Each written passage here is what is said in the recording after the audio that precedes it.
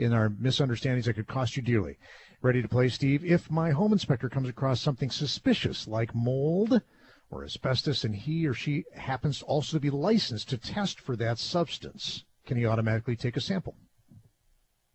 Steve, true or yes or no? Something suspicious, can they take a sample? Mm-hmm.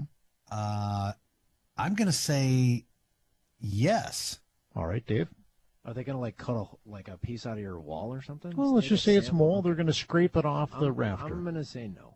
The answer is no, because there's a big difference between inspection, which is defined as an observation of the property, which does not include an appraisal or testing.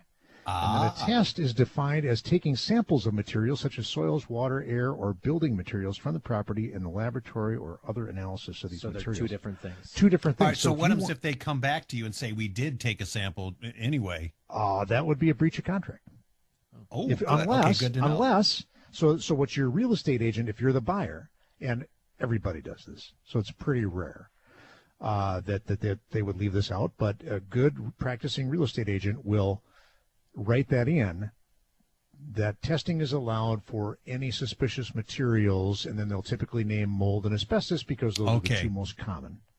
Right. You got to have that written, move though. on that clause. Okay. Yep. Okay. What if my inspector finds a problem that needs further evaluation, like a bad roof, a basement, mold, or asbestos?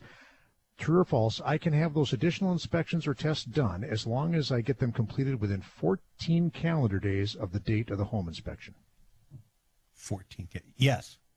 Dave? Well, but there's a difference. Great, you got it done, but did you negotiate who's going to fix the roof? Oh, all right. Well, there's two things you just uncovered there. First of all, the answer is false.